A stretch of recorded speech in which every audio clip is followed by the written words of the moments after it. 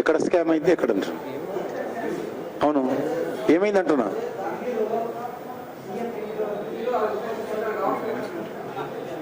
ఇప్పుడు లిక్కర్ స్కామ్లో మళ్ళొకసారి మనవి చేస్తున్నాం.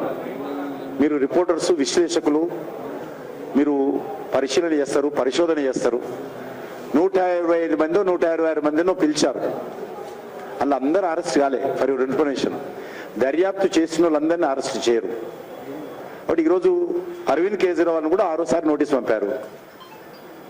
కాబట్టి ఇంకా నోటీస్ పంపించడంతో అరెస్ట్ అవుతారంగా? అది కాదు కదా. కాబట్టి మీరు అంటున్నది ఏదైతే కేసు ఉందో సుప్రీంకోర్టులో ఉంది. Supreme court clear. ఇప్పుడు నెక్స్ట్ వీక్ ఇచ్చినట్టుంది. అది నెక్స్ట్ వీక్ కానీ వాళ్ళు చేసుకుంటే మాకు సంబంధం ఉండదు. డే టు డే మాకు సంబంధం లేదు. ఆ ఇన్వెస్టిగేషన్ ఏజెన్సీ మేము చూడము. మేము రాజకీయాలు చూస్తాము తెలంగాణలో. మా గవర్నమెంట్ కూడా ఏజెన్సీ డేట్ సంబంధం లేదు. కాబట్టి అది మాకు తెలిసినంత వరకు అనేక దర్యాప్తులు జరుగుతారు. ఒక కేసు ఉంటే కొన్ని వందల మందిని దర్యాప్తు చేస్తారు ఏజెన్సీలు. చేసిన వాళ్ళు అందరినీ అరెస్ట్ చేస్తారు అనుకుంటారు.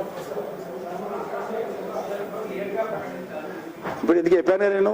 ఇప్పుడే చెప్పాను. ఫస్ట్ పార్లమెంట్ బోర్డు మీటింగ్లో తెలంగాణ పేర్లు ఉండే విధంగా ప్రయత్నం చేస్తాం. చాలా తొందరగా ప్రయత్నం. మీరు ఆ రకంగా వెల్ విషర్గా అడిగినందుకు సంతోషం.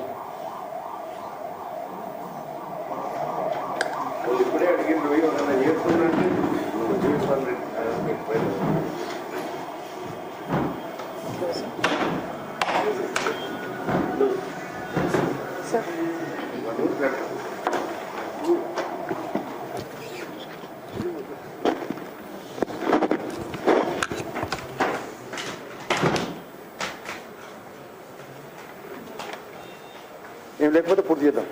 మీరు కూడా అందరూ కూడా జన సందేశ్ చదవండి. మీ సెల్ ఫోన్లో డౌన్లోడ్ చేసుకొని జన సందేశ్ పత్రిక ఎప్పటికప్పుడు చదవండి. మా పార్టీ విషయాలన్నీ మీకు గెలవాలని కోరుకుంటున్నాను. చెప్తాను ఒక్క నిమిషం దయచేసి. కృష్ణమ్మ చెప్పమ్మా, డీటెయిల్ చెప్పమ్మా.